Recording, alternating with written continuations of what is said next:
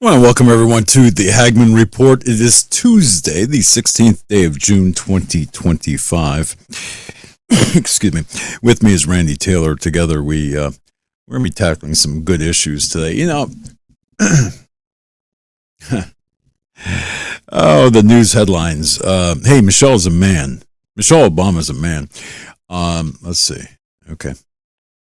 And of course, we have news of the UFC, the fights there, the plot against that, and the takedown, right? We got all sorts of things going on. But you know what? I don't know. This weekend, I was going through some things. And,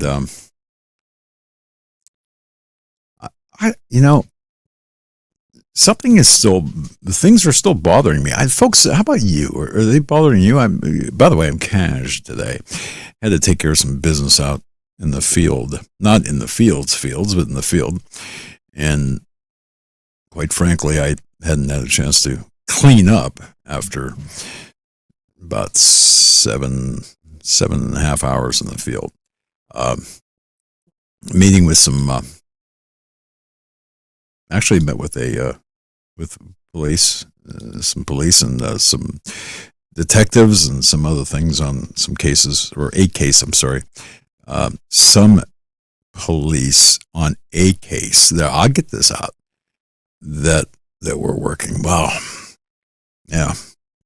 Of course, after you gotta understand, after meeting with police, yeah, your brains get scrambled a little bit.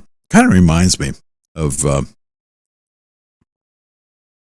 the Guthrie kidnapping, or not kidnapping, the Guthrie murder, whatever the hell happened there, okay? Following coverage on that. And someone in the chat, whoever that was way back, when I was talking about this cottage industry of true crime shows, have you seen this? Not shows, but true crime on the internet. Now, there's nothing wrong with that. I mean, not at all. In fact, I'm a fan or follower of many of the quality podcasters who talk about criminal crimes and events and stuff from Guthrie. But somebody in the chat had mentioned Summer Wells. I was not up on that. Now I'm totally up on that. I mean, I am more up on that than, my goodness, I ever thought I would ever be, because that does interest me.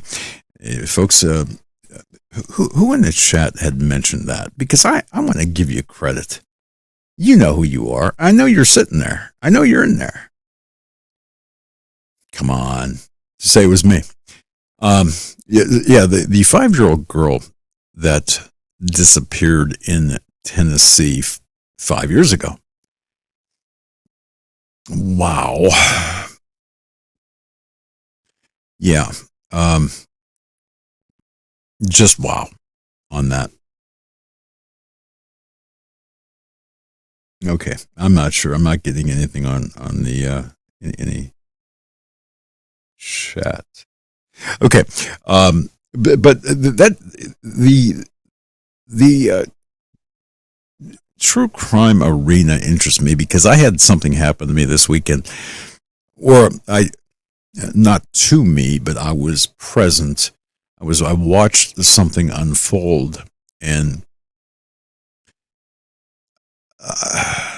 all I can say is, we together, anyone listening and watching this right now, you can become a victim pretty quickly if you're not paying attention. And having lived true crime forever, from my adult life, I guess, when I no, not as an offender or perpetrator, but as working in that venue, I've seen some things, and I think things are getting worse. Oh, very worse. Randy Taylor, come on board, my friend. How are you today? Hey, sir? Buddy, how you doing tonight? Very well. Things are accelerating we're accelerating into madness everywhere, worldwide, in this country and the other countries. Yeah. It's out of hand. And nobody's really doing anything about it, Doug. And so that's kind of what I was. There's two different things I was thinking of today as I went through this maze of discussions with cops and one detective, and we're working a disappearance case, obviously, still, and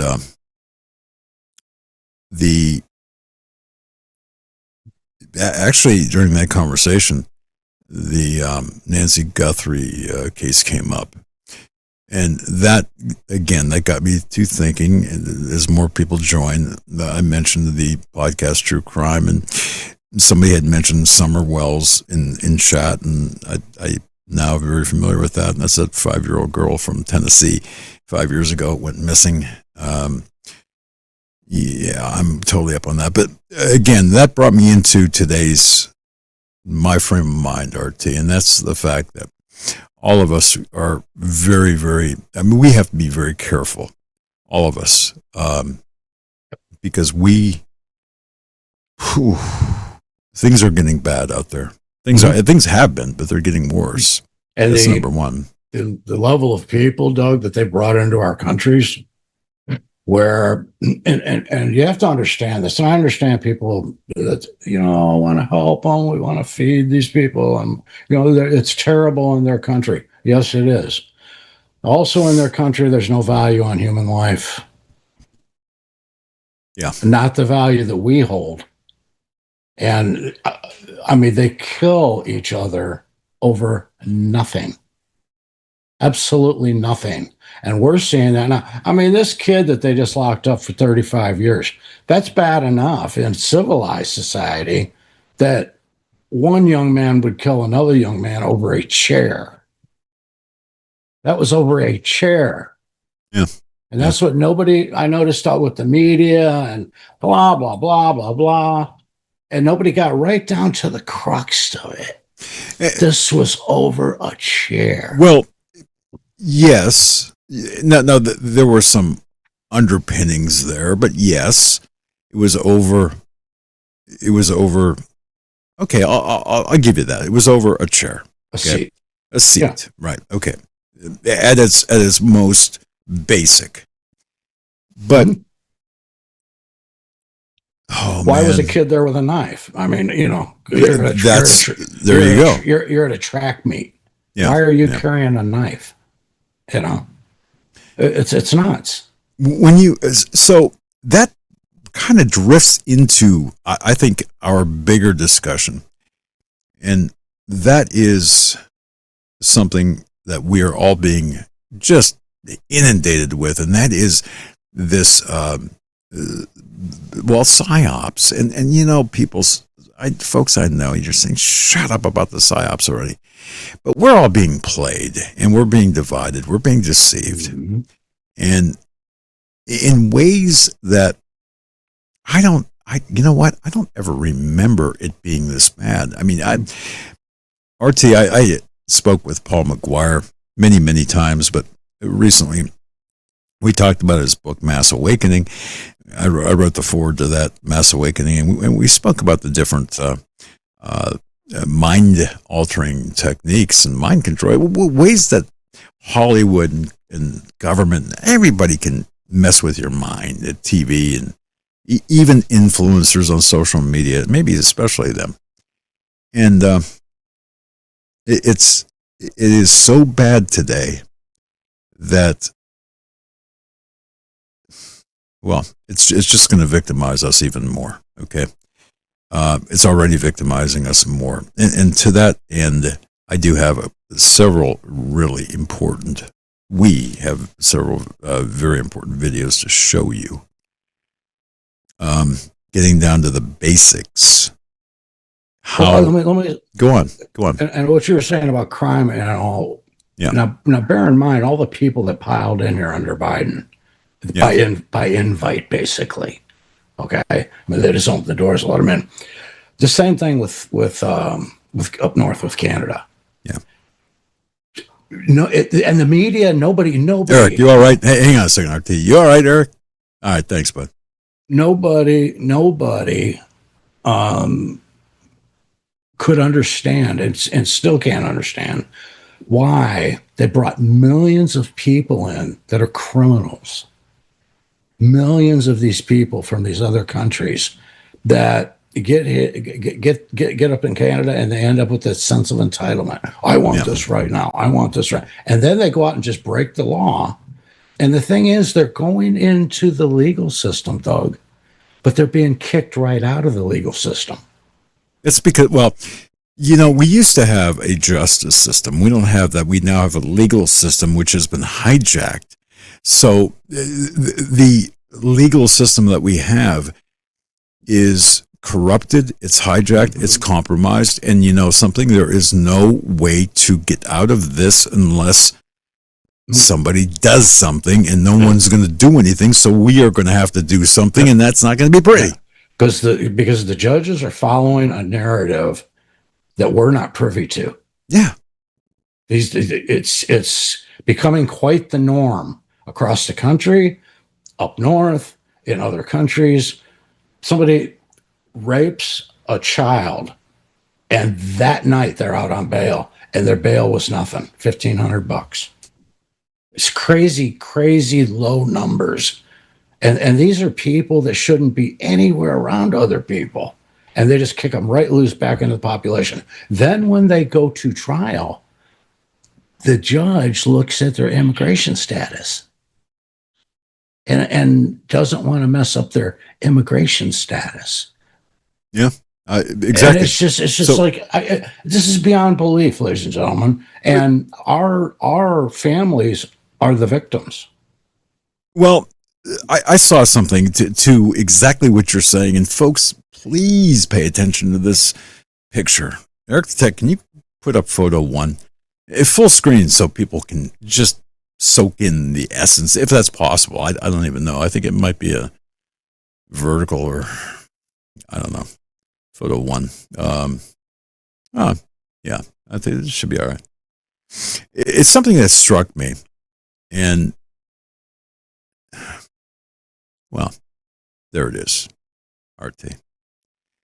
For the audio listeners only, it's a picture of a little girl at the bottom of the picture. On the top, 3 bullet points. First one, you said you would protect me. Second point, I told. Third, you did nothing. In the middle, smaller text, they don't care about you. It's me they want. And then there's an even smaller text. You need to be in the way, please. Think about that. Because look, Biden, Mayorkas, UN, all of these muppets, morons, and mopes, what they unleashed upon not just the U.S., but the West. Yeah. From Obama and Bush,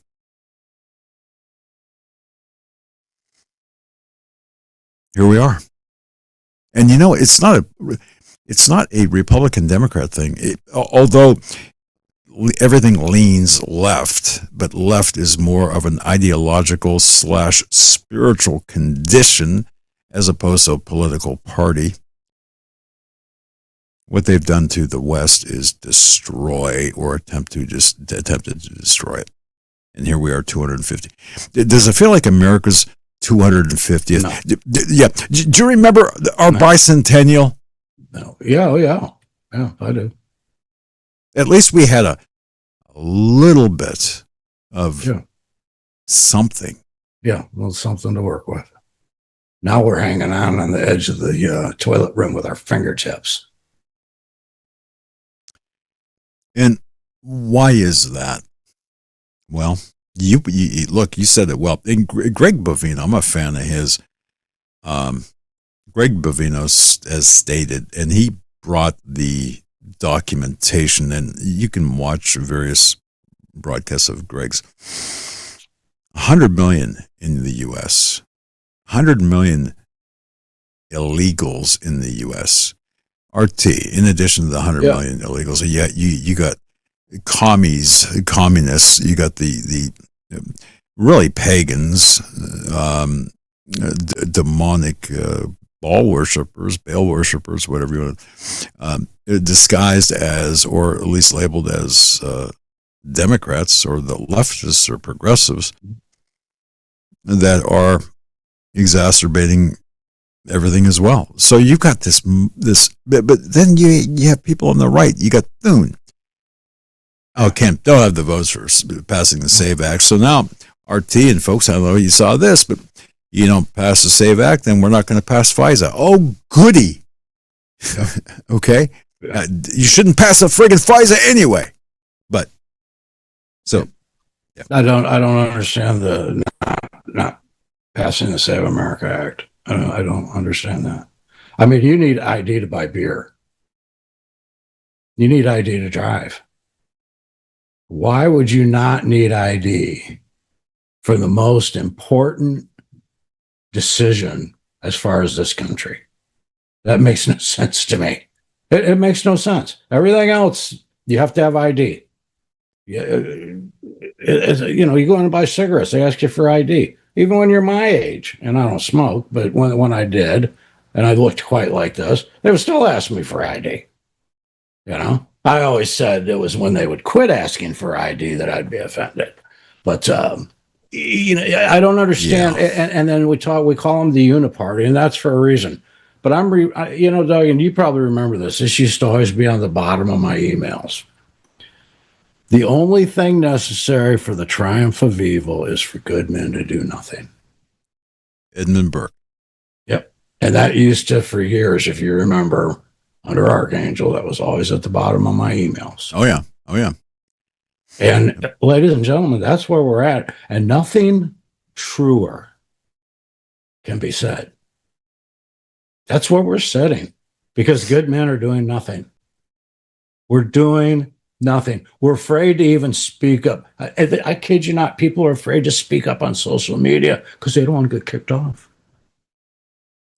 I don't know if you've been reading my posts lately. I've been lighting into everybody's ass that gets in my way.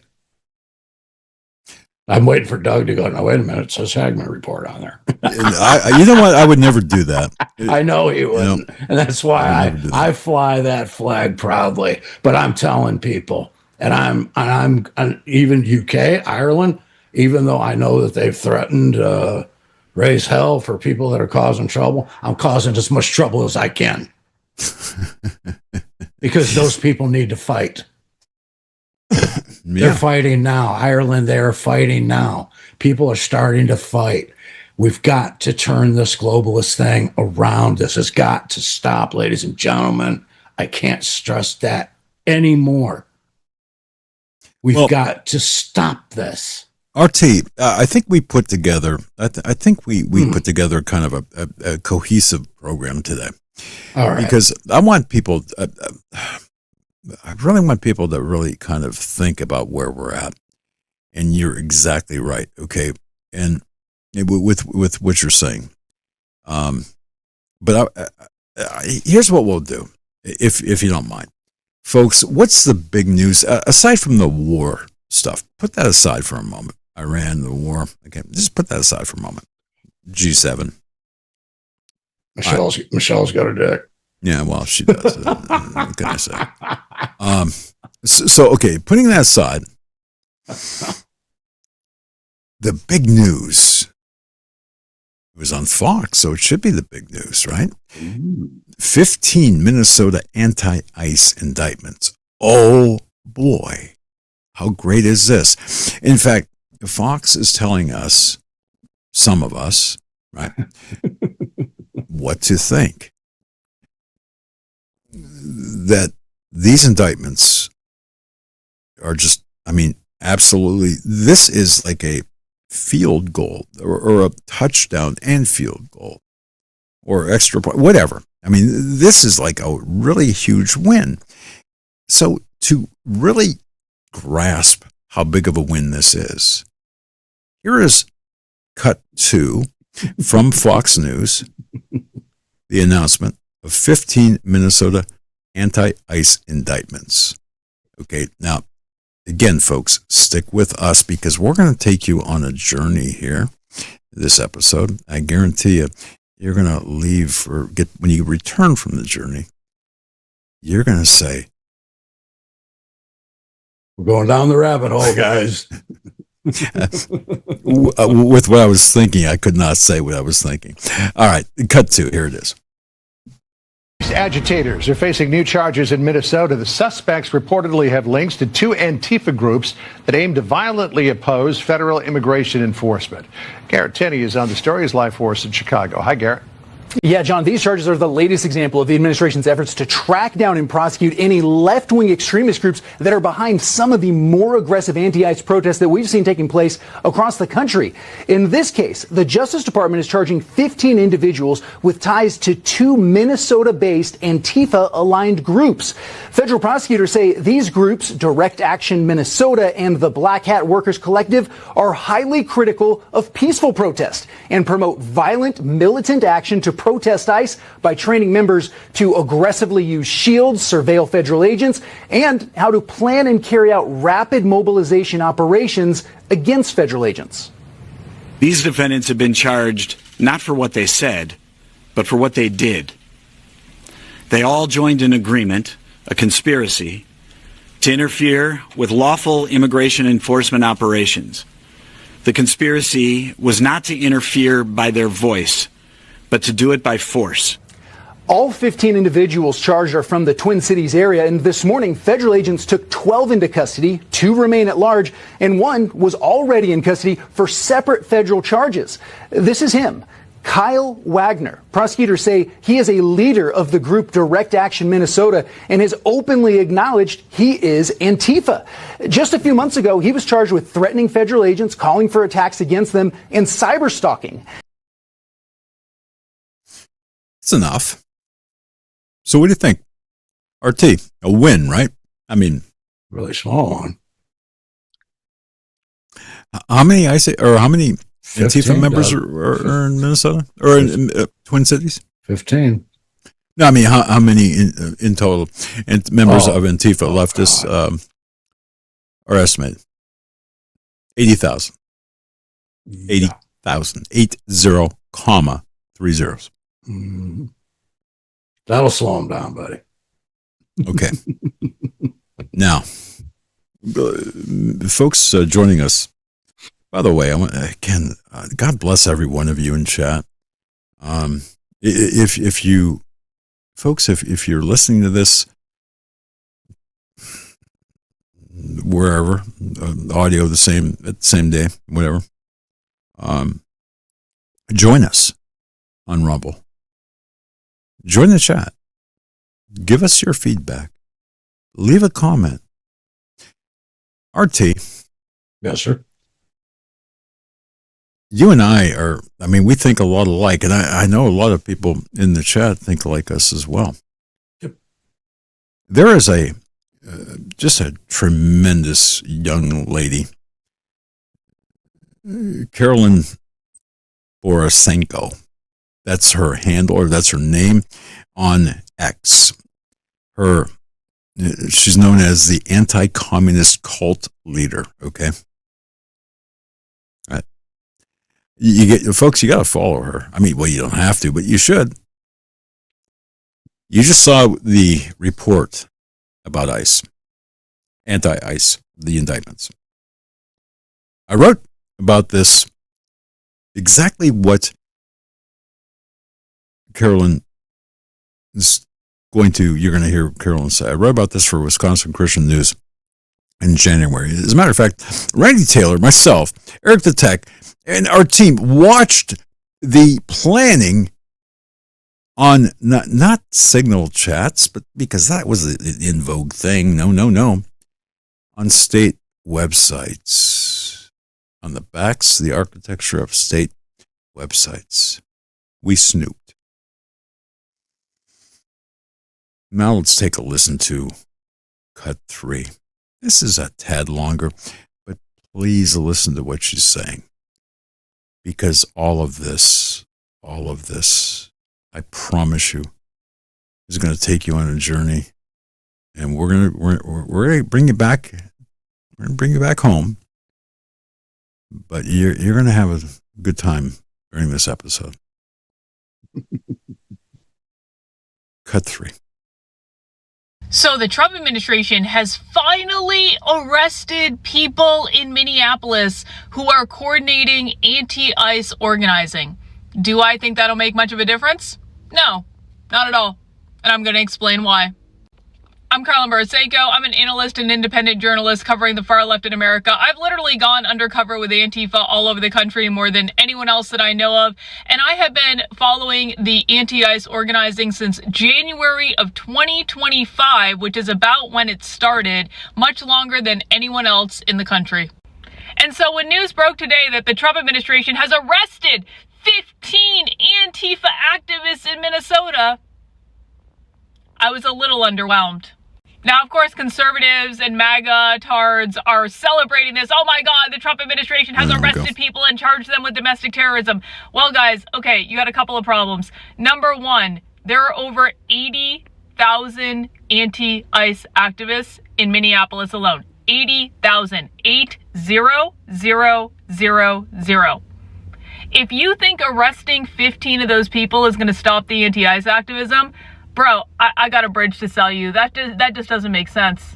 But more importantly than that, the Trump administration is not even arresting the right people. Of course, they're arresting Kyle Wagner and indicting him. And why are they arresting Kyle Wagner? Because he went viral on Twitter. Because that is like literally the only thing people in the Trump administration cares about. What goes viral on Twitter? So, of course, Kyle Wagner, who I really do believe is real Antifa. He was that social media guy that, kept saying, I am Antifa. But he was actually behaving like Antifa does. So I do believe he's a real Antifa activist. I'm not upset he got arrested. But the reason they arrested Kyle Wagner and indicted him is because he went viral on Twitter.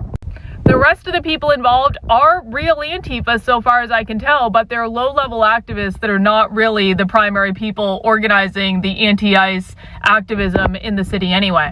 And did you guys notice the funding isn't even brought up? Did you guys notice that they aren't even talking about how they're funded anymore? I was told there were going to be massive RICO charges with all of this because the Trump administration knew exactly where the funding was coming from, but of course they don't, so now they've dropped the funding issue.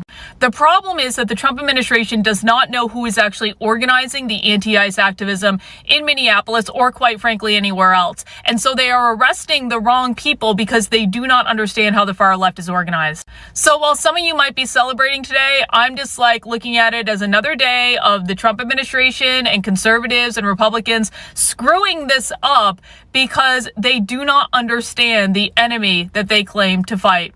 Think I'm wrong? Give it a couple months. Let's see if things clear up in Minneapolis and everywhere else. I'm going to guess no, but I guess we'll see. Follow along if you want to learn more about the real far left in America. I'll show you stuff no one else is showing you. All right. Now, one thing she said, RT, that I really didn't quite agree with, and that's there's a lack of understanding about the composition of the far left funding structure. I don't think so. What do you think about that? No, I know. They know damn good and well where the money's coming from. It's just they're not doing anything about it. They don't want to step on somebody's toes. Right.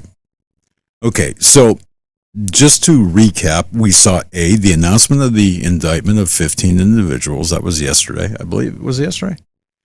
Time just is compressed for me. So if not yesterday, it was early this morning. I think it might have been early this morning. I think they announced, something was announced yesterday, and then the conferences this morning. The arrests were made. And then they were, I believe that this was an arraignment at the federal courthouse. This is cut 4. Mm-hmm. This is be assured this isn't the brains behind the outfit. No, not even close. Not even in the ballpark. No. These are some activists that have been caught that are on social media. Like she said. Which Yeah. you know what? This amounts to nothing. The true Antifa person that's dangerous is the one I don't know about. And again, now to exactly what you said, to your point here, this goes into the discussion, my meeting with the police detective and police officers today on this case. Okay, so really the case really has nothing to do with this episode. It's the content of the conversation, which if you have an offender, if you have a crime and you're looking at a crime, to me, this is pretty much customary throughout everything. And you have an offender. Most offenders get caught. Why? Because they're stupid. Really, they're stupid. Or they're so full of themselves, they think they're smart, but in actuality, they're stupid. I would also submit you've got an enforcement problem, a problem with enforcement. I saw this, okay, and it's not any one element of law enforcement. It's multiple elements of law enforcement. Federal, state, local, doesn't matter. It's all the same. You've got this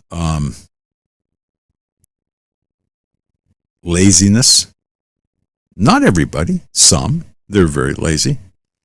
They're very risk averse when it comes to enforcement or even investigation. They don't want to get sued. Worse, they don't want to lose their job and their pension for doing their job. And there's a whole bevy of other things going on in there, okay? So here is the result. So you saw the indictment. You saw Carolyn's response. And again, great response. We're not 100% in agreement with the knowledge aspect. But now here is the result. This was the indictment. Check this out. This is cut 4.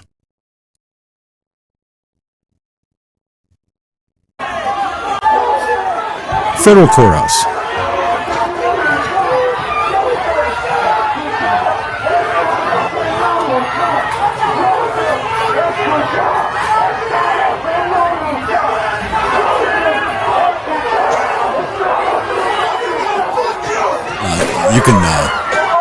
You can cut the audio on that. So RT, what we're seeing is just a group of thugs, Antifa thugs, at the federal courthouse. What they're trying to do essentially is break the detainees, the arrestees out of the courthouse. That's what their stated intent was. They want to go in there and rescue their comrades. This is what we get. So again, an indictment. But by the way, this is June. Jeez, this is June. All this stuff really happened in January. So out of all the crap that happened in the Twin Cities, specifically Minneapolis and in Minnesota, you have 15 indictments. And when I said the offenders were stupid, RT, they were, because half of them were on social media saying what they were going to do and doing what they said they were going to do. Yeah. I wish cases were that easy. Another problem in itself. Yeah. So, okay. So they picked 15 low-hanging fruit.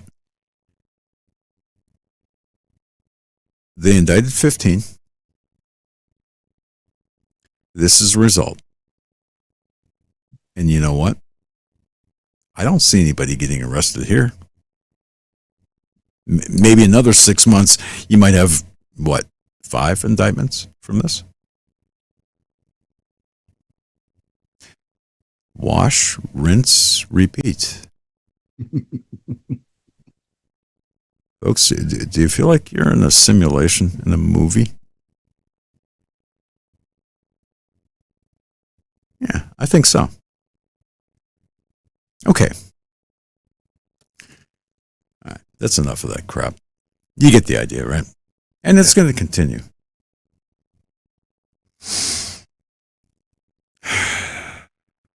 RT, any thoughts on this? It's out of hand, man. It's been out of hand, Doug, it's just spiraling more and more and more and more and more and more. Everything is out of hand. And Antifa, then you got the black gangs that are just roaming they go into malls now and just go into a store and just rip the store apart, take anything they want. And security doesn't even do anything anymore. Okay. Nobody, I'm so glad. Yeah. So here's my thinking about all of this. We had racial division in the 60s. You bore witness to some of that. I bore witness to some of that. We saw cities burning. Then we went through a time period of, the Vietnam War and, of course, the peace movement and oh my gosh. I mean, we don't have to go walk through the timeline, but then now here we are today. What you mentioned, what would you call it? I would, it's not lack of humanity. It is that, but it's not just that. It is this absolute divisiveness, white versus black. Yep. Right versus left. Republican extreme violent racism. Absolutely. Yep. Okay. Kia Tesla. Burn a church, burn a synagogue. All this. I mean, it's different. It is different than it was in the 60s. Yes. And it's certainly different than it was in the 80s, 90s, and aughts. Right? Okay. Yep. Back in the 60s and 70s, they were actually more of a protest. Yeah. Folks in the chat, do you think? I guess I would agree with you on that. To the day where protests today go violent very quickly. Very quickly. Well, look, I remember like the Newark riots in '67. I remember the '68 riots. I remember Cleveland being on fire. Okay, yeah. I mean, friggin' Cleveland. And well, I mean, there sure we had instances back then of violence, but everything today goes to violence. Right. Everything. It doesn't matter. I've just seen video upon video upon video of, and I hate to say it, black people walking down the street and just haul off and smack some white person just walking down the street and just knock them completely out. Girls, man, you're talking about black guys my size or bigger, just slamming a chick in the face that they don't even know just because she's there. Yeah. And this isn't just because of this little snot that's got the 35 years. This has been going on for a long time. This has been going on for a long time. And I'm going to, you know what? I'm hanging all this on Obama. I think a lot of it has to do with Obama. That black son of a bitch. He is what's wrong with America. And I'm sick and tired of people defending him and talking about what a great president he was. He wasn't worth shit. But RT, the more I look at this and the more I really drill down on this, the more I see it's so far above Obama's head because, quite frankly, now Obama's not stupid, but Obama is a tool, right? In pretty much every sense of that word. All right. Sean Ryan, folks, you know how I feel. Chase Hughes is a great guy. I mean, I like him a lot. He's taught me. He has classes, he has courses. He also is a behavioral specialist. He wrote programs to modify the behavior of others. Okay, so the guy's a dangerous guy. He's very accomplished, but I shouldn't say dangerous. He's used improperly, it could be very dangerous. So I looked at pretty much every headline that every podcaster, almost every podcaster, at least the ones I'm familiar with, they were talking about. And I wasn't satisfied. I just was not satisfied. We can talk all day friggin' long about the Iran war. We could talk all day long about the different nuances of the violence like we are now. But you know what? Until we drill deep and have a greater understanding of what the hell's going on, I don't think we're gonna get there, hence the journey. So source video 1. Sean Ryan, about 7 months ago, had Chase Hughes on. Now, Chase Hughes is his own channel. Sean Ryan does a great job interviewing. Whatever you think of Sean Ryan. Look, do I know him? No, I don't. But I know the questions he asked, and I know the answers that were given, so I'm cool with that. This is source video 1 in the show notes. The links will be at hagmannpi.com. Yes, they will. They have been, haven't they? Yes. All right. Eric the Tech, if you just want to play maybe, if you want to go in start about 15 seconds in source video 1, about the 15-second mark, and then allow this introduction to be made. Let it play for a while. I don't know. We'll yell. Just so people know who's talking and pretty much what the subject matter is. But the actual title of this interview is Real MK Ultra Documents Alien Deception and Simulation Theory. It's almost like Steve Quayle's on with RT and I, in a sense. So if you go to source video 1, RT, I don't know if you saw this particular one, but you're going to enjoy this. And folks, you're going to enjoy this. So let's just have the introduction here. Bear in mind, you know what's going on with Iran. You know what's going on in the G7. You know what's going on. All of these headlines. And again, you've got your favorites, podcasters and stuff you listen to and you watch. But to me, there's something missing.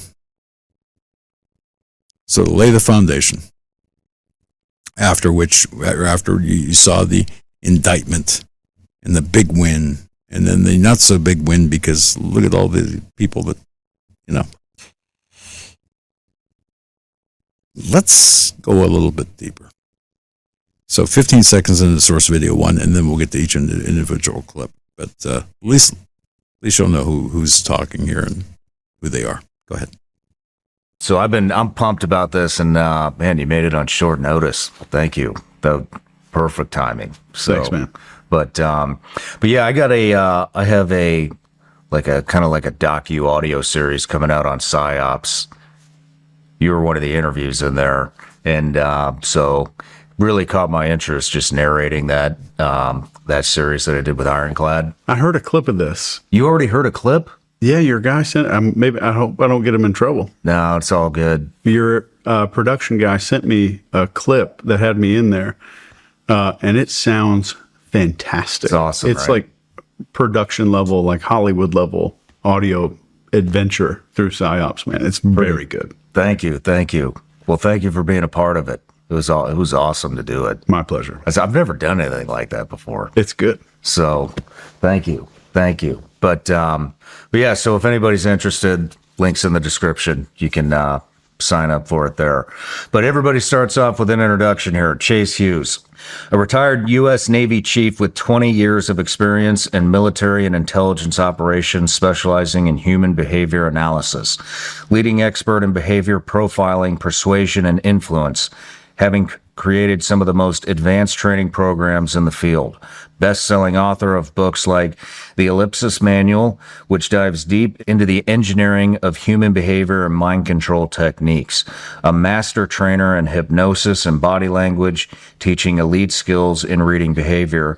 Co-founder of the Behavior Panel on YouTube, where you break down real-world body language and deception detection with over 1 million subscribers. Today, we're here to talk about PSYOPs. I just talked about the target intelligence PSYOP with Ironclad that I did. And like I said, that'll be in the description. But, Okay. man, Okay. You get the idea. Sean Ryan, and then you just got the CV, Chase Hughes CV. Now, RT, by the way, I did read, I have a copy of the Ellipsis Manual. Whoa. That's an eye-opening book. The techniques in there, and you can, it's just an amazing thing that we see happening, that he lays different scenarios out, but we see it happening. But so that's who that man is, just so people know. And he also teaches classes, much like, for example, interviewing and interrogation, the read technique.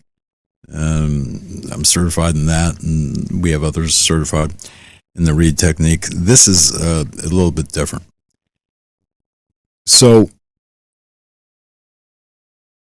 he gets into something a little bit deeper, and that's deception.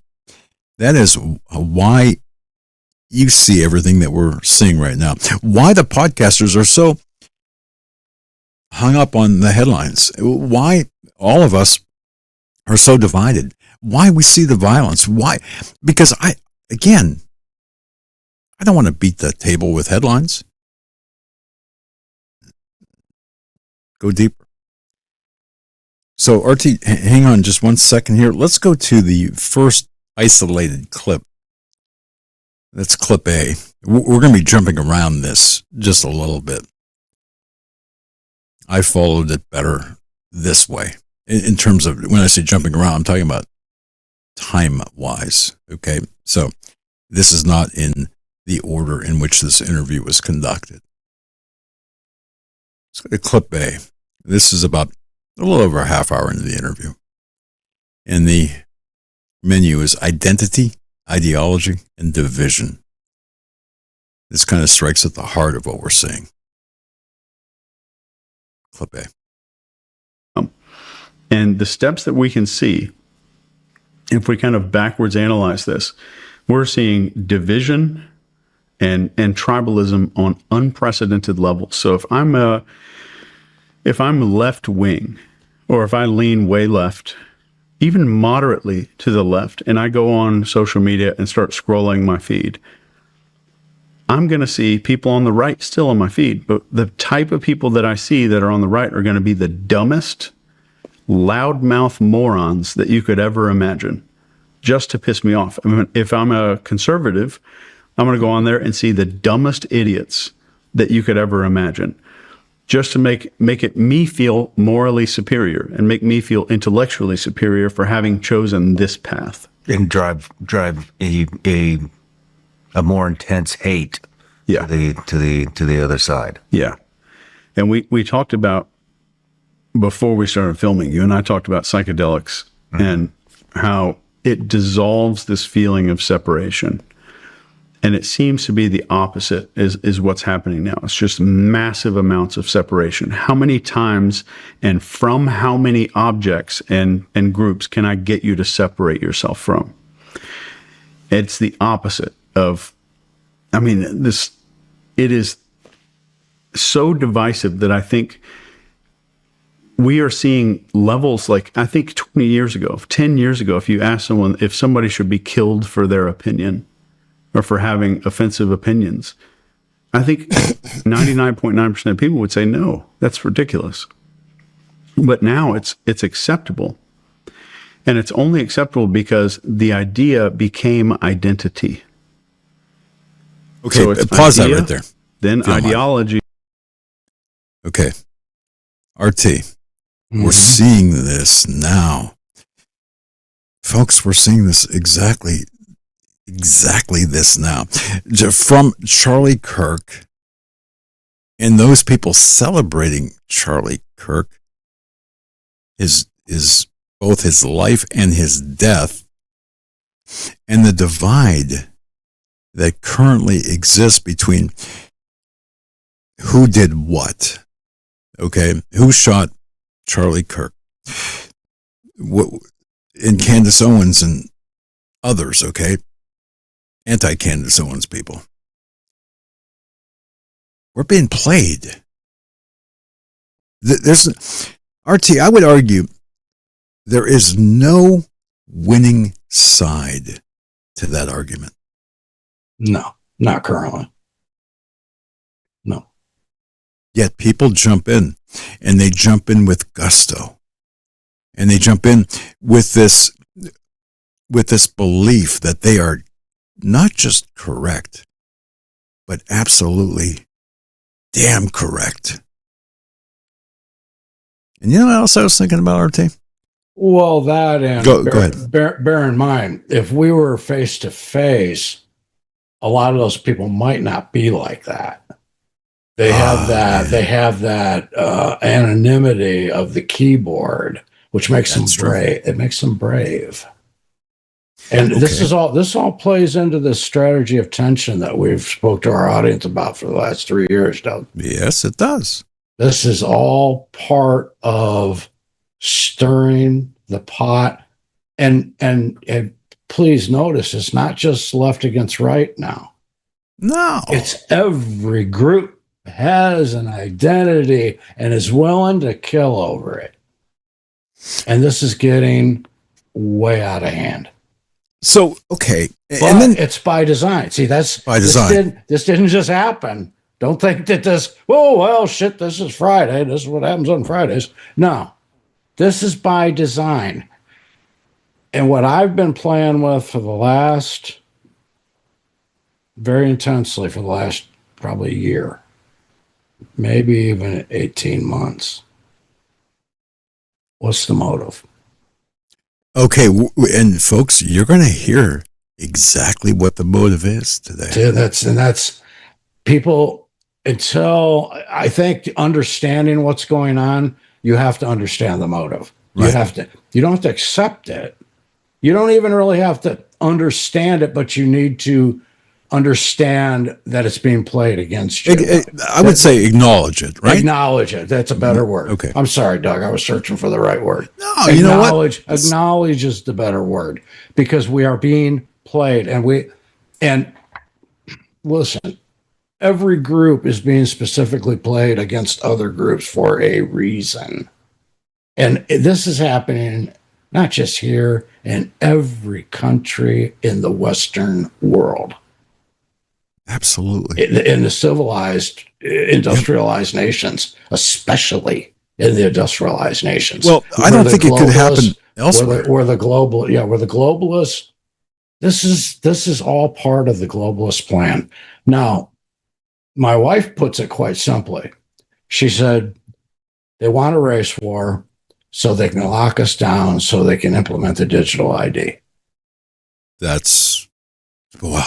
You skipped ahead a little bit, but yep, that's right. And that's my wife. So we talk about women's intuition. Oh, yeah. Bingo. Yep. And I thought about that, and I thought, you know what? She's right. They want this race war. They want this trouble. Why? Stop and think about why was Obama brought into play? Don't tell me he was elected. We're way past that. Okay, he wasn't elected. No. All right. I agree. He was put into our political system as the president, as divisive and full of hatred. Okay. He was a project. Yes, he was the Manchurian candidate. Okay, one of many. All right, they're all Manchurian candidates. But this guy is special. Okay, because he revived hatred that died back in the 60s and 70s. Serious. And if you can't see that, you're asleep at the wheel. Okay, because that's exactly what this guy did. He resurrected the hatred that was there before. 100%. Now, But the Go ahead. difference now is the black man isn't the victim. There's a big difference there. Big difference. Now the black man is going to prey on the white man. is going to or is. He is. Period. Right, exactly. Is. And this is around the world. This is around the world. You're not hearing it, okay? Because they don't want you to hear it. But you got the people that are really in tune and are paying attention and are watching what's going on in other countries. This is in full play. They're bringing the black and the brown people in on top of the white people. They're kicking the white people out of their homes and putting the black families in. You want to develop some hatred? Take a man's house away from him that he's worked to pay off for the last 25 years. Now, okay, add to that. Now, you're 100% accurate, Artie. Yes, sir. Now, throw in those representatives of ours, whether they're on a local or regional or state, federal level, that are taking away our homes because of data centers. Again, just one thing. Or taking away our ability to really live a good life because of the cost of living. Mm-hmm. Yep. So all of those are small components or components of the, in addition to the black v white or brown v white or everyone against white, okay, or the Christians, the Jews versus Muslims versus everybody, and all of this great all of these fights are all byproducts or parts of this, components of this. And taking one of the most heinous, violent political systems, Islam, and thrusting it upon us. Making you accept it, telling you will accept it. Okay, now I hate to interrupt you. Okay, the two things.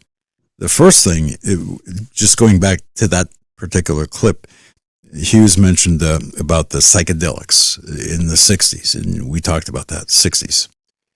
About the if you think back in the 60s. In fact, I had a commercial. You can find it online. The 60s and 70s, early 70s, there was a pill that was marketed. It had 714 on the number was 714. It was as if I remember that, right? Hang on a minute. 714s. Yeah, let me just find boy, sorry about that. Let's see. We're not talking about lewds here, are we? Yes, we are. I just want to make sure I want to make sure I'm right. I remember Quaaludes. Well, it's vaguely, ever so vaguely, sir. Yeah, it's Quaalude. It's Quaalude. I wasn't the fine, upstanding person I am today all my life. All right.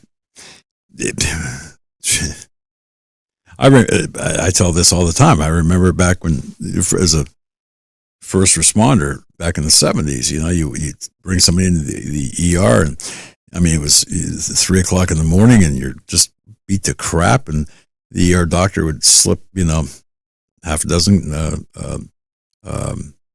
Black Beauties. What are they? I'm sorry, speed. Yeah, dexedrine. Into your pocket and say, here. Yeah, man. For the cause, man. Go with God, For the cause. For the cause, yeah. But alert. We don't want you to be in an accident. And we'd pop speed like M&Ms, right? Oh, yeah. Okay. Now, that was then, though. Okay. Then, but think back, the MK Ultra, what did they use? They used LSD, okay, big, but they also used downers, Quaaludes. 714 lemons is what they were called. Right. Remember that. Right. There you go. Yep. So throw that into today's equation with the cannabis stores everywhere and medical marijuana. That is the answer to everything. Okay. That's the extension, a refinement of the MK Ultra program. That's one of the tools. I just wanted to toss that in there so people understand what we're seeing here. So you have this divisiveness. Everything's being divided. We just went through that one video clip. We showed you, after, of course, we showed you the Antifa, the crime, then the indictments, and then the response to the indictments. But one more thing.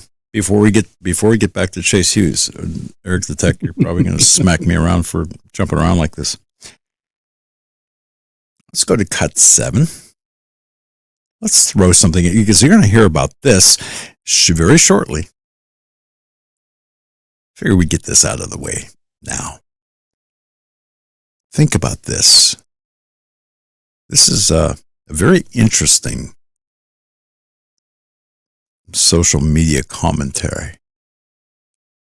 I think you'll see its relevance to this whole topic. And again, the reason RT and I are presenting this to you today is because, at least I know RT feels this way, so I can speak for him. And if you're tuned into this, if you're tuned into the Hagmann Report, you're not looking for the headlines. You're not looking you're looking for something a little bit more intellectually fertile. Yeah, it's called explaining the headlines. Yeah, exactly. What's really propelling the headlines? No. And who's propelling and why? So this is cut 7, and think about this as we take you further down the road here in our journey. Cut 7. I'm not trying to be political, but I think I have new perspective into how our country got so divided. So last night, my mom and I were on a hike and we ran into this black bear. And I was mostly joking, but was saying, oh my gosh, it's so cute. I want to touch it. I want to hug it. It's adorable. And she was saying, you cannot do that. Bears are dangerous. You need to keep a safe distance. And we went back and forth like that for about 30 minutes. That evening, I'm laying in bed and I'm on my phone scrolling. And my algorithm is filled with videos of adorable black bears and people hugging black bears and cute facts about black bears. She is on the other side of the bed scrolling, and her phone and algorithm are filled with videos of people getting mauled by bears. So cut to today, and the topic of a bear comes up again, and she is saying bears are dangerous, but she actually has even more evidence against that fact because her phone has been feeding her information that affirms her perspective. And I, who yesterday was mostly joking about it, have all night been reading and learning about actually how cute and how sweet bears are. And I can feel myself starting to believe that it's actually not that dangerous if I go and touch a bear, which is ridiculous. What initially started as a joke, where we were actually pretty much on the same page, but just communicating about it differently, by today, we were on completely different pages and we both had evidence. So anyways, I'm obviously not going to touch a bear. It's very clear to me that I'm the wrong one in this position, but it did give me new perspective into how we landed up in this situation where it feels like we are all on such opposite sides from each other. What you're talking about is... You get the idea. You don't need the rest of that clip. Folks, I mean, do you see another tool? Yet another tool? RT, I mean, so they're talking about a bear, and they have different information, obviously. But but your phone will feed you what you're looking for. Well, yeah. It'll feed it to you. It'll feed it to you. Have you ever noticed when you talk about pizza, suddenly pizza ads come up? But 100%. But it's deeper than that. That's a very nice tool for them to have. It's in everybody's hand. That's right. But think about this. In your example with pizza, well, Angelo's pizza is the best. And then over here, on the other corner, you've got Joey's Pizza, which is the best, okay? Or whatever the preference might be. But exacerbate the problem by orders of magnitude with a topic. I talk about hot strippers, nobody shows up.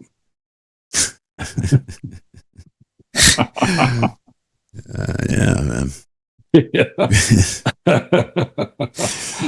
I won't even go there. Given the history, I know. But so, okay.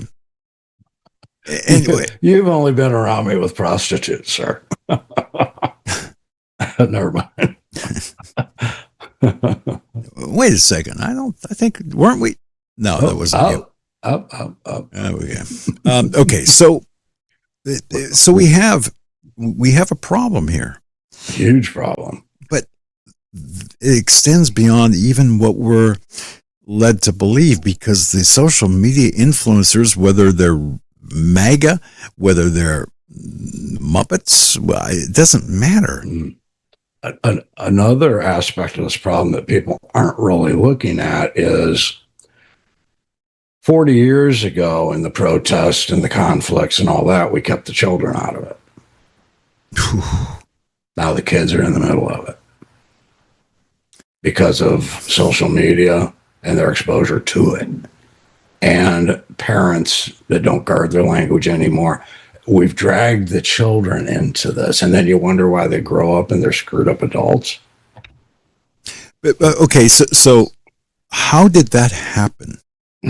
Okay, and so when you look at this, you can, well, it was the corruption of the school system. Well, how did that happen? Yep.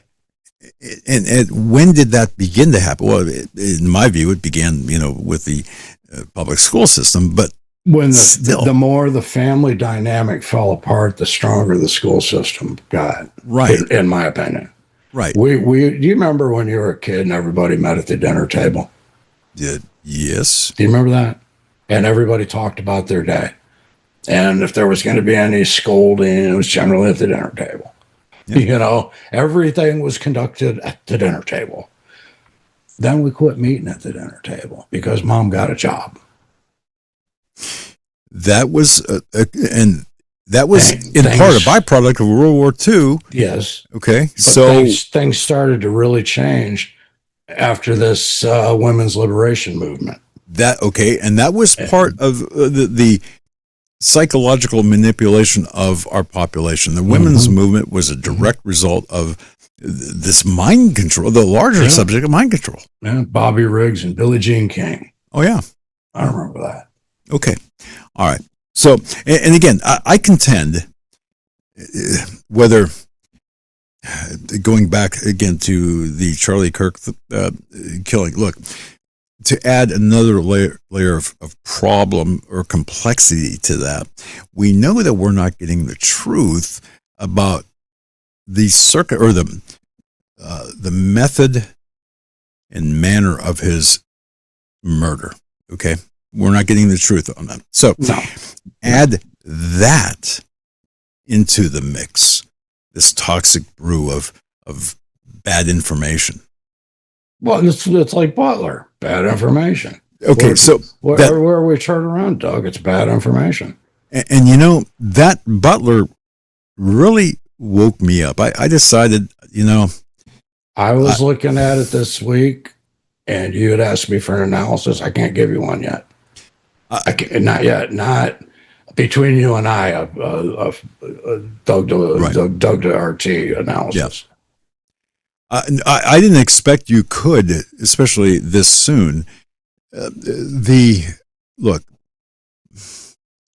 that was not a staged event in the manner in which stage of it that happened. Two people were seriously hurt. One man died. That is a real thing. Okay. So you can't tell me it was staged. I mean, a family is without a father. Two others, even to this day, are having physical problems. It wasn't staged. We just don't have all that. This is just like back in '63 with Lee Harvey Oswald. We don't have the facts. And We have bits and pieces. We do. Bits and pieces. Enough. We could build a circumstantial case on anything.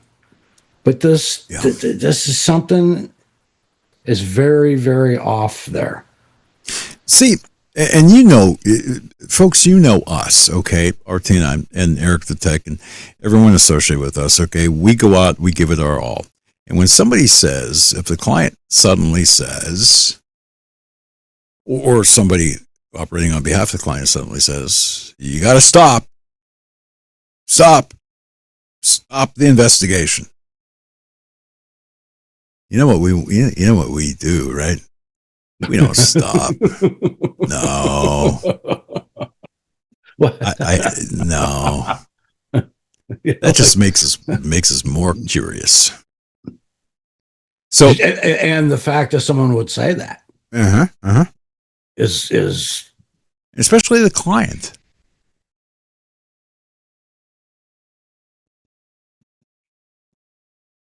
I'll just you have to question. You have to question that on so many levels, and don't go back to stage. Take stage out of it. Okay, please. Right. Staged event. Take that out of the scenario. Now ask that question. Why? So that will make your head spin. If you had the stage thing in there, make you, well, that's why. Now take that out and ask that why question. And I can tell you this, I am no stranger to really strange cases, because I did a political case back in '88 and faced 99 years in prison. Because of what you just be in the Cheerios of the wrong person, right? Mm-hmm.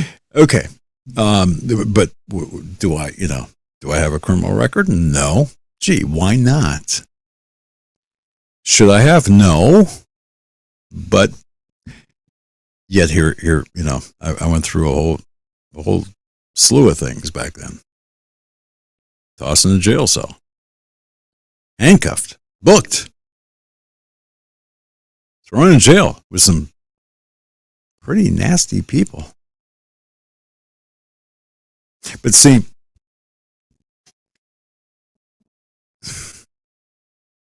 the system is rigged. And when you see it from the inside looking out, and you know how bad things are and how bad things were even back then, I think we have standing. I have standing. We have standing to explain this to you. And we wouldn't have had 40 years ago Jasmine Crockett. There you go. Okay, she wouldn't have been accepted. Her resignation would have been forced after some of the comments she's made. Okay, and Ilhan Omar. That's right.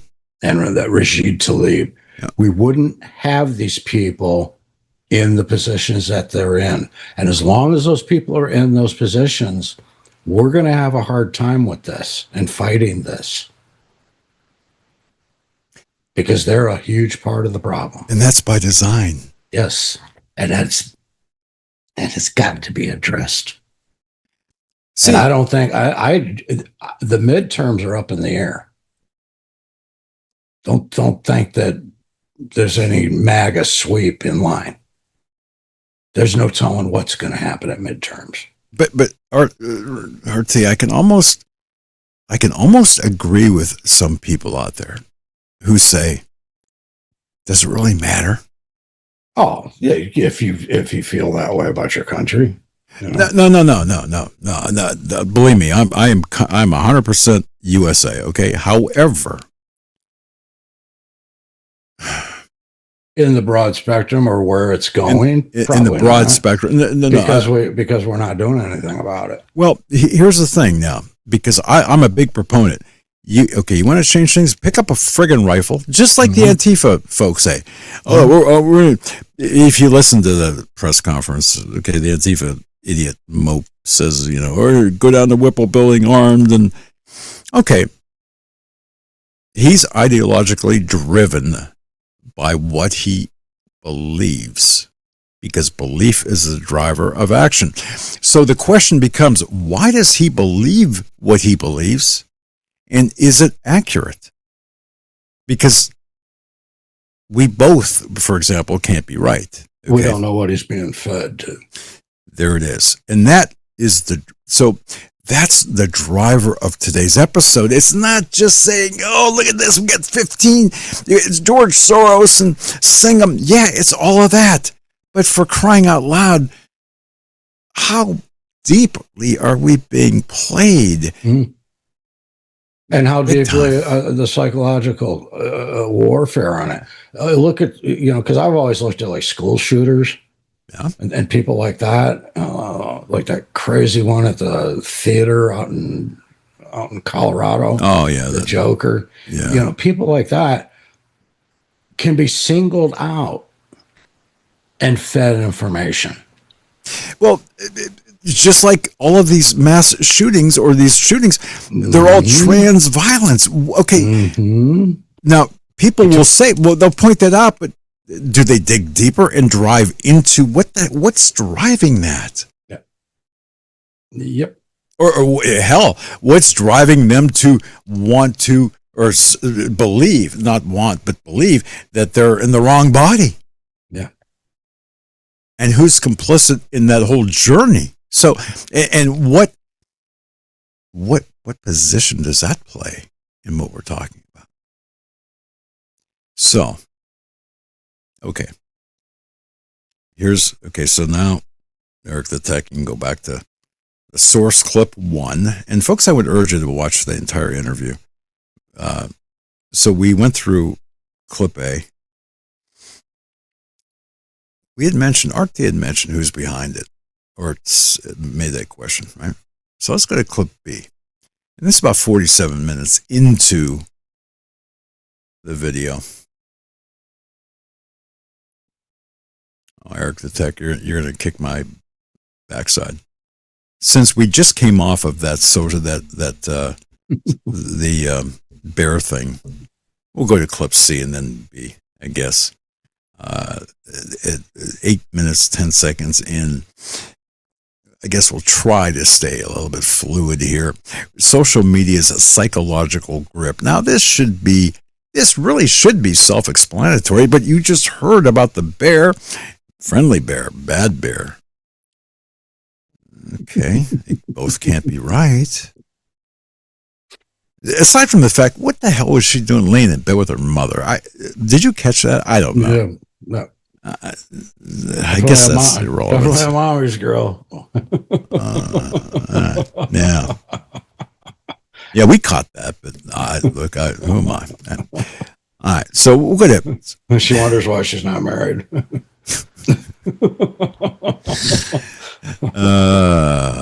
Not relevant. Okay, 8 minutes, 10 seconds into this interview. Social media's psychological grip. Very relevant. Here it is. With social media coming out, our brains are wired to handle 120 people. And then social media becomes this placebo of connection. What do you mean our brains are wired to handle 120 people? Does that mean we can, I think the Wall Street Journal just put something out very similar to this a couple days ago, saying that the human mind can only basically effectively handle 150 different relationships with people. Yeah. Is that where we're going? Yes. Okay. So it's forge, foster, and maintain. Can I forge a relationship, foster a new relationship with someone, and then maintain it? So we're limited to about 150. And social media comes on the scene. Somehow that's triggering our need a little bit. It's fulfilling some need. It's like a placebo of social connection. And what happens, like we have this city where there's 1 million people in a city and your brain can't handle more than 150. What do? We go into apathy. We go into absolute apathy. And this is where you get things like psychologists studying something called the bystander effect. Somebody's in public, they get stabbed or robbed or something. If there's lots of people around, people don't say anything and they don't do anything because It's a diffusion of responsibility, and we care less and less and less every day. People are talking about like all the stuff going on in Ukraine or whatever, but like there's murders 4 blocks from your house, and people being murdered. So we have an apathy for people that are around us once the tribe gets above a certain number. And what social media is doing, and I'm not here to stand on a box and demonize social media. That's not, and I don't think anyone that created social media is not setting out to do this. But what social media is doing with this placebo effect is it's tricking our brains into feeling a little sense of connection, but we're confusing attention for connection. Interesting. And the second part of this is anybody watching the show right now on their iPad or whatever would agree that we are in a loneliness epidemic, the whole world. And we're more connected than ever. But we are in this loneliness epidemic because what we're getting is a placebo of social connection from social media, from all these apps and stuff like that. So back to this tribe. You can pause there are that. 4 things. And again, I would urge everyone to go through that. But Randy Taylor, apathy. We're seeing this all over the planet. Because fortunately, I haven't fallen into that. No, right, because I think in part, a lot of our listeners, our viewers haven't either, because once you understand, and I can't say I fully understand everything about this, but I have a good grip on certain things. Once you understand how we're being played, you get out of that apathetic state and you fight back. Just saying. Yeah. I think some people do. I think other people stay in that state, though. Well, and again, the people who stay in that level of apathy, to the extent that would cause the bystander effect. Now, I cannot see anyone... Which is another word for complacency. Right. And the bystander effect has been studied and studied and studied. Going back to the Kitty Genovese murder back in, what was it, 60-something? Oh, yeah. My dad taught me. And that was the example my father used. The girl that was being raped between the 2 New York apartment buildings. Yes, correct. With all those witnesses, and they did nothing. My father... No one called the police. Used that as an example. Right. See, as a young man, as a child, he taught me that was wrong. Yeah, and folks, you can look that up, research that. Yep. So, okay. God, I forgot about that. So, again, the only reason that I think that we, or at least me, I want to survive as a platform is not to talk about the headlines, but to talk about what's driving our systems, our beliefs, our actions or lack of actions, and have a better understanding so you and I, we can apply what we know, what we learn to better not just our community and our nation, or nations, plural, but our lives, okay? That's kind of, I look at that and I'm thinking, that's really what we need to do. We don't need to pick headlines and add commentary to them. No, because when you do that, just going with the headlines, that's part of the problem. Right. You're feeding into that beast. Yes, and that's got to stop. Got to stop. We have to survive this. So, I'm mindful of the time. Chat with a yes or no, the members of the chat with a yes or no. Are we tracking here? Yes or no? We good? Have we put you to sleep yet? No, that would a yes is good. Okay, I'll check that in a moment. So let's go to clip B, because you asked the question. Well, who or what's behind this? Clip B at 47:10 roughly discusses this. Oh, pay attention. There it is. Who wants us divided and why? You know, at the beginning, you were talking about 9 people at a marble round table. Do you think that's what it is? Or is it Russia, China, anybody, you know, all these foreign actors? Maybe, I mean, obviously, not just maybe, obviously, it's, you know, not all foreign actors. Yeah. A lot of them coming from Inconis. Yeah. I don't have many theories when it comes to this, but I think there are some elites that have put some desired end goals out there to people that work for them or people that do their bidding. And I think this is just a byproduct of those end goals needing to be met. Some of that's military industrial complex, and some of that is another country wanting our economy to start kind of getting crippled a little bit. But I think that it's multifaceted. And I think that anybody who comes up and says, oh, it's this one guy, it's this one guy at the World Economic Forum, or it's this one guy who does this thing, I don't think that's the case.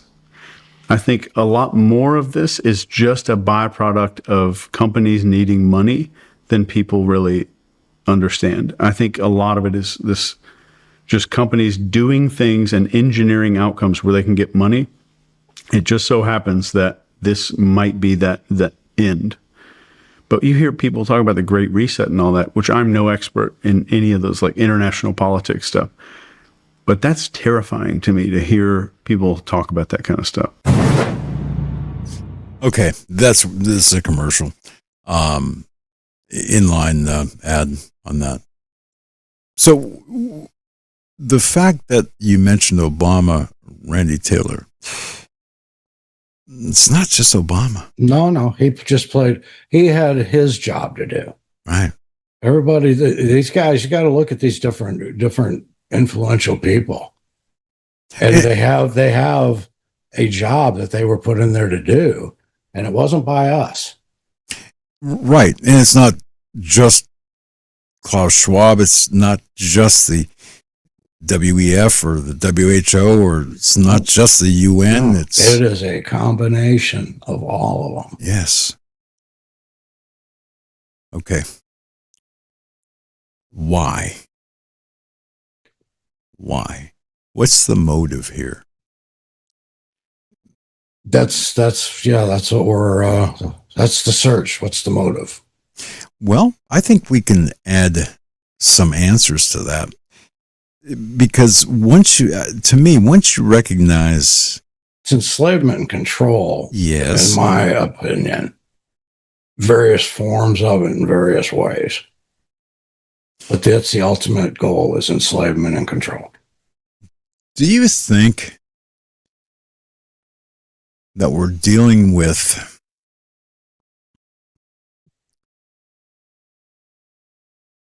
something far beyond the physical? Yeah. It's okay. Spiritual. Yeah. Okay. Yeah. To me, as I was going through all this, I was thinking, if this does not make you believe in, or if this does not have an impact upon your belief in God, I don't know what does. What we're seeing has just got Satan's name all over it. It does. It does, yeah. And all this rise in pedophilia, everything we're seeing, this is Satan. Yeah. Plain and simple. As foretold in the Bible, we had warning. This shouldn't come as a surprise. To any of us that are Christians that ever picked up a Bible and read it, if you read Ezekiel and Revelation, you'll live in it, baby. I believe that. But I also believe that we've lived Ezekiel and Revelation before. I'm not sure I believe that, but I'll stipulate to that for the purpose of this conversation. I'm not sure. I mean, I can see where an argument can be made about that. Tribulation for sure. Yeah, but people have said many, many times over the centuries, this is the end of the world. I mean, when the Black Plague hit, I mean, come on. Various times, I believe that's been said, and people believe that, and that mindset was there. Yeah. But okay. So the question is, I guess, the Christians just want to sit back and let things fall where they may, or here's a question for you: can we, or should we? Are we able to change prophecy? No, we can't. Can we slow it down or speed it up? No, I suppose we could. And I don't see. Yeah, but we would have to know that this falls directly in with prophecy. Right. Yeah.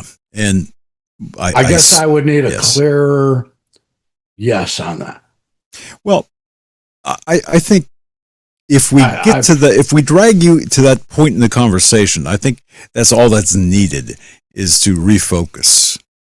And I think, in other words, I don't think that question has to be answered. Because it's going to boil down to, fight or no fight. Correct. And what are we fighting for? What is our motive to fight? And are our motives driven by factual information that forms our belief? Did I say that right? Yeah, I think so. No. Okay. So it's bigger. Going back to the 15. Look at, folks, that for crying out loud, on January 7th of 2021, the FBI were swarming houses all over the country. And what, we get 6 months later? Think about J6. And I'll say this. It's also possible because they know that their biggest resistance, the globalists know the biggest resistance is Christianity. By far and large. Okay. So they may be trying to present end times to us so that we'll just go along and fall in line. There's that possibility. How many times have you heard? Well, it's ordained by God, so all the time. And I just, and anybody that's listened to, at least I know since I've been on with Doug, knows that we don't fall in that line. We don't just go, oh well, that's the way it is. I don't. No, I don't. I do. God has not made it abundantly clear to me yet. Now you say, well, who are you? Well, I'm ready to fight. And I'm not the only one that feels this way. Both sides now are ready to fight. We saw, okay, not to maximize or minimize, just simply state, we saw from the indictments, look, there. If you don't think there are people on the left that, are going to pick up a rifle, well, they already have, actually. Yeah, they have. All right. So there's going to be a fight. Never underestimate your enemy. No. Okay. So now, a couple more things. But we're back to that original question of why and do they want the conflict? And you say, okay, yes, they want the conflict. Is that so they can lock us down? And why do they want to lock us down? I mean, they did it during COVID. Why do they want to lock us down? Why do they want blood in the streets? Okay. Because that's where we're headed. I don't know if people realize that. Well, I think they do. That's by the choice of the other side. Ours is going to be in response for the most part. Don't get me wrong. We've got some that are looking forward to this. I don't want to take human lives. Nobody does. No sane, rational person does. Let's clarify that. Sane, rational people. But I don't want to.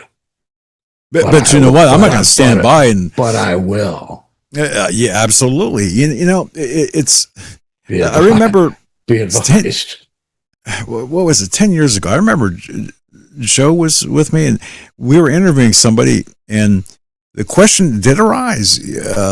I think I might have posed a question. I think I did pose a question to this person, and you know what? I can't remember his name.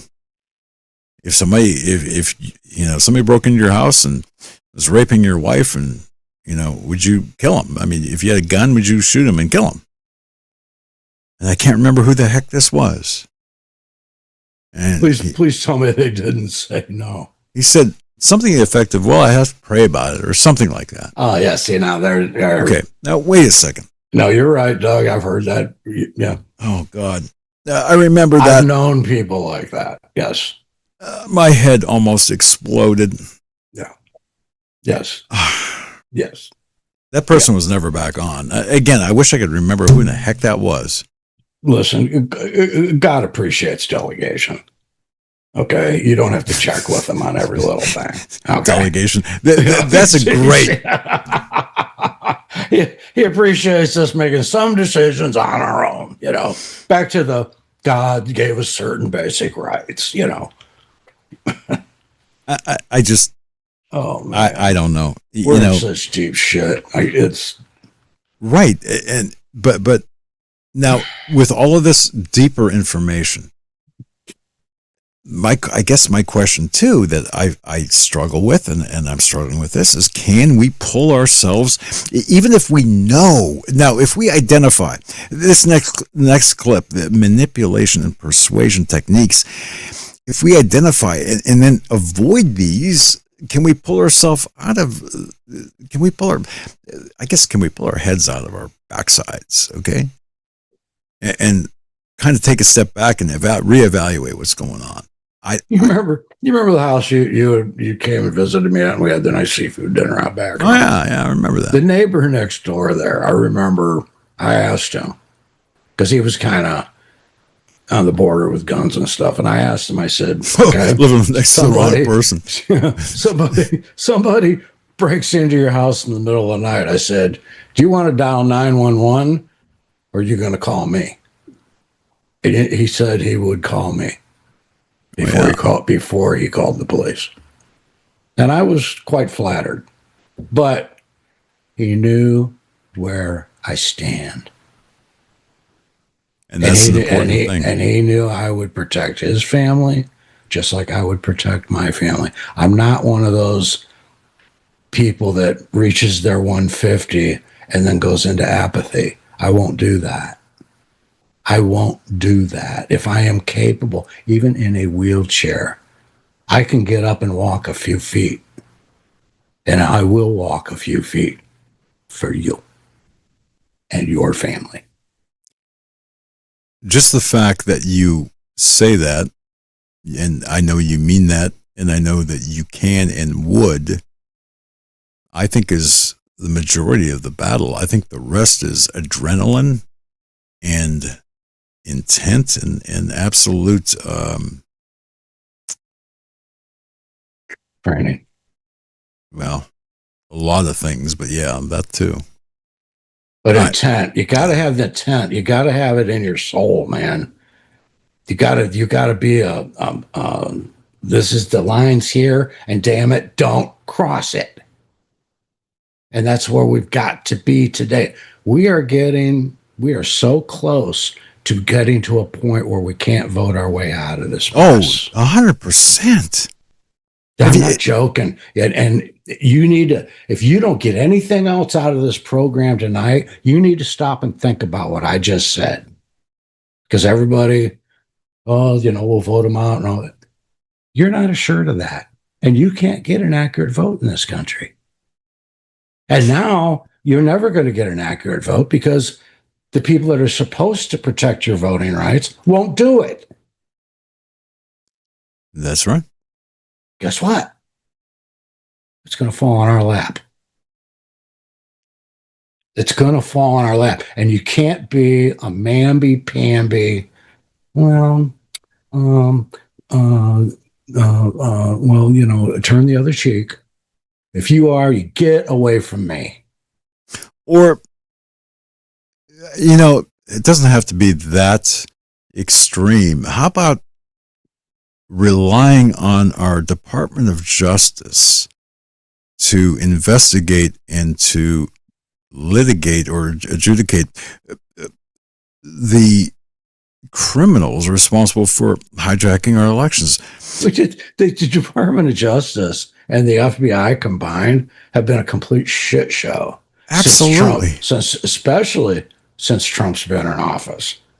I expected a big turnaround in how things were done in Washington, D.C.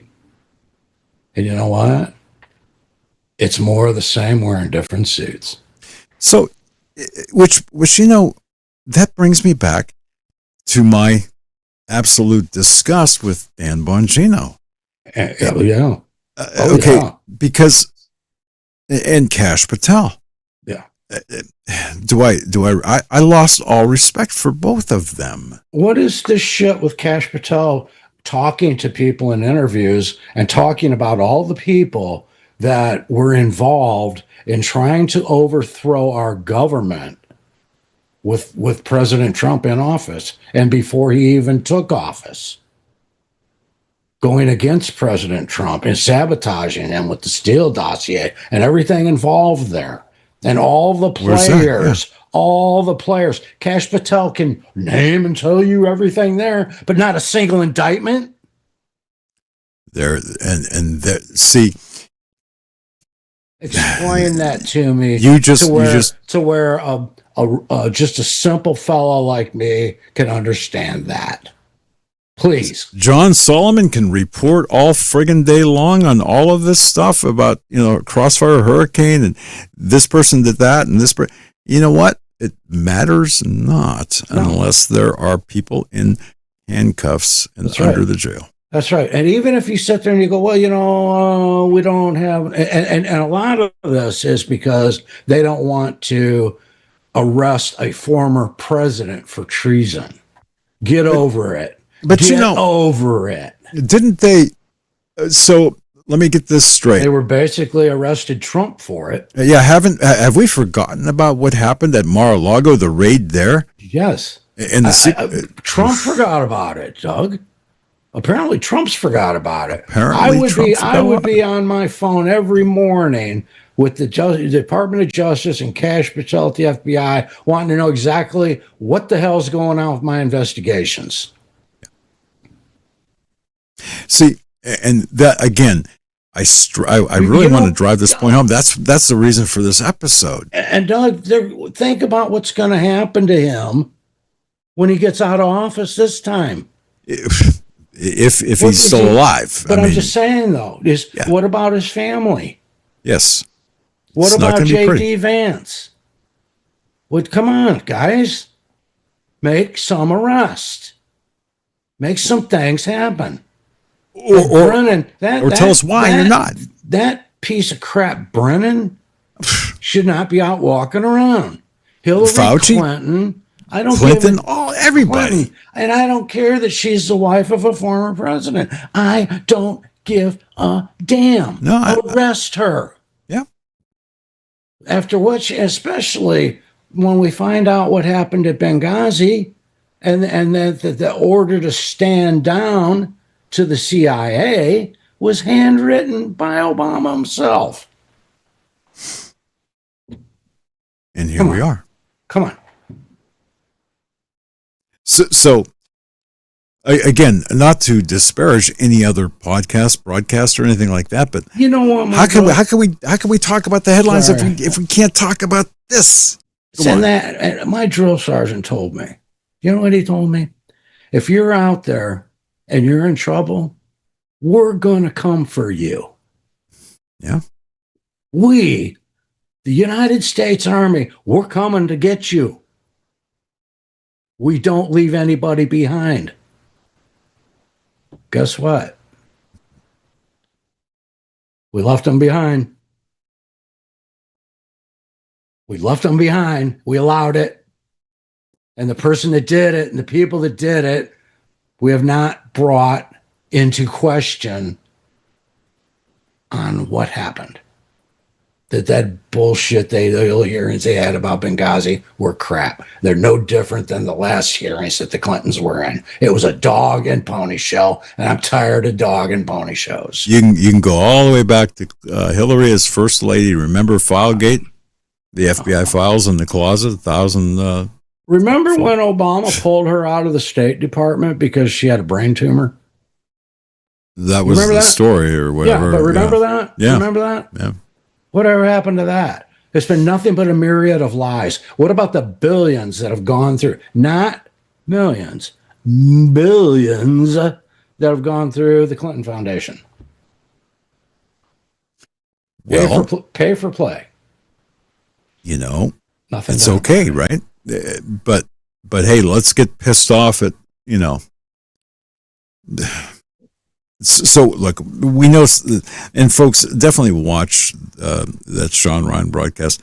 Let's go to the tools real quick here, manipulation and persuasion techniques, because I do want to, again, I pray that if you recognize the people still arguing Team Candace, and I'm using this as an example, folks, Team Candace or Team whatever, or Team Mark Levin or Team whatever, or Tucker. Look, you're not going to win in either side. You're not going to win.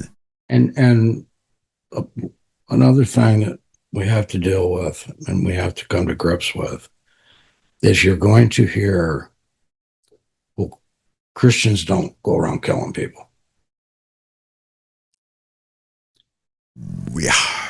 Look at history. I'm sorry. There were times it's a necessity. But I'm going to tell you right now, we're being set up because yes. And Sharia laws everywhere. I know. And my conscience will be clear when I meet my Lord on whatever I've done in my life. And I'm going to say that tonight on the show with my friend. My conscience will be clear because I'm not going to sit around on my ass and do nothing. I've got a little girl and she's got a right to have a chance at a life like I had a chance. She's got that right. I say she's got that right because I'm her father. And damn it, I'm going to see it through. And I know I'm in a wheelchair. You don't have to tell me. I look at these freaking useless legs every day. But I'm still a dangerous man. Globalists. Well, I can't argue with that. I just need some other dangerous men to stand with me. We've got to nip this in the bud. This has got to stop. And Trump can't do it all on his own. He can't do it all on his own. And look at Congress. How the hell can he do anything with the Congress and the Senate that we have? They're co-conspirators in the globalist agenda. They're not. The globalists. Who do you think implements everything from the globalists, ladies and gentlemen? Sure. The globalists right now are on the phone discussing strategy with our politicians, meanwhile enriching them with the stock market. Of course. This whole our system is broken. Unbelievably broken, and we are already the slaves. Amen to that. We're already slaves, Doug. You know it. I know it. You know, I was boy, I'll tell you, the process of enslavement is being welcomed with open arms. And if Eric the Tech, I'm sorry, if you can go to the we suck. Yeah, cut 6 on this. You know, just think about this, folks. I'm gonna wish I hadn't seen this, right? Well, no, you know what? I mean, no, this will come as a surprise to no one. Okay, but see, we've had enough time. We've had enough advance in knowledge about stuff like this. I have to question why, if we had the advanced knowledge, and yet it's here, that means we didn't do something in between those 2 points in time. Mm-hmm. Now, if you think you're going to do something now, yeah, you can. It's just going to be more difficult. You got to be a little bit more crafty, a little more wily, but we can still do something. But here's cut 6, and if you think, well, here's the imprisonment, mass surveillance and imprisonment, ultimate imprisonment. Here's cut 6. I've made videos talking about these driver monitors and how it's constantly watching you when you drive the car, but there is something that's very creepy about them. In real life, this is all that you see, is this kind of little black rectangle above the steering wheel. But if you have the right frame rate set on your camera, you can see the 2 red dots that are tracking your eyes. So you have these invisible red eyes that are constantly staring at you. This is something that a lot more people should be very concerned about, because these new monitor systems for drivers are being installed on more and more new vehicles. And what they're doing is they're tracking your eye gaze, head position, blink rate, and face direction. And if it deems that you're doing something that it doesn't like, first it'll just nag you forever with a noise. And then if it feels like it needs to intervene, then it can even stop your vehicle, slow it down, or veer it off to the side of the road. Now just imagine what would happen if somebody like the government got in control of a system like this. They could do all kinds of things that you don't want them to do. They could stop your car so you couldn't go anywhere. They could geofence you so you could only go in certain locations. And then put that on top of the fact that the government is trying to mandate kill switches in all cars. All of this is coming together in a very scary way. Yep. And, there you go. I remember I was driving in a Toyota and I slammed on the brakes. And you admit that? Okay. They're actually a very good car. Nah, they are, yeah. They are incredible, actually. They live past the payments. Older ones. Yeah, they live past the payments. The dashboard lights up and it says, perhaps you should stop for a cup of coffee. I shit you not. Really? The Toyota said, perhaps you should stop for a cup wait, of coffee. Wait. What year car was this? It's 2018. Shut up. I still own the car, Doug. I'm going to tell you something. My car starts talking to me. I got it said, no. That's why you disabled everything in the big beast. No. I'm just telling you that but it said that. And I was about ready to get out of the car and rip the steering wheel out of the car. It's like unbelievable. The car's telling me what to do now. Well, just because I slammed on the brakes in traffic. Yeah, I slammed on the brakes. One thing I do that is a trip about the car is when you got this cruise control on now, how it won't, if you set it for 50, 75, or 100 feet, it won't let you get any closer than that with the car in front of you. I got a fix for that. There's a certain way you can have cruise and not have that. I can't remember what it's called, but I know. Yeah. Well, there's a workaround on most everything. But see, the fact that we're talking about this means that we failed at some point in the past to recognize the fact that we were going to be enslaved by the very device that we thought was great. Yep. Did I say that right? Yep. Okay. Yeah. Yep. I was always a Ford man, and then I'm seeing what Ford is really taking the lead on, and this making it to where if the car doesn't think you're 100%, it won't let you start and drive off. Or if you're angry or whatever, or you look like you're intoxicated, or it's taking free will away. The flock cameras. Yeah. Oh, law enforcement. And this is something too that it's amazing. Flock cameras, DNA. Okay, back in my day, but back in the day, DNA. There was no CODIS. Okay, for crime solving or to match. But you know what? It really did serve a good purpose. It serves a good purpose, right? In a sense, but then it's weaponized like everything else. It's the flip side. You always have to worry about the flip side of the coin. So it's just like with this deal where they're passing it into law, and it may have just become law, but children under the age of 16 not being allowed on the internet. which that was in UK, right? Yeah. However, Doug, that doesn't apply to Snapchat. Oh, Yes. why would it? Amazing. Because, the pedophile paradise. I mean, stop and think. People, this isn't, they come at you and they play on your emotions. We're protecting the children from this horrible online stuff. Oh, let me tell you. Bullshit. You know what they've done too? So about the children, just so they've corrupted. Already a law in Australia, been on the books for a while now. For the social media restriction. Adam in Australia told me that had been put into place some time ago. Well, I think, Australia, that fits. That was a prison colony. And then, of course, you got New Zealand up there, which, okay. Yeah. So, okay. Hey, did we get an answer in chat about whether we were hitting the mark or not? Yeah, I did reply back actually in chat. Thank you for your replies. Yeah, I think one person said, but everyone was pretty good. We still tracking. Good. Just yes or no. We still okay. Let me know in the chat.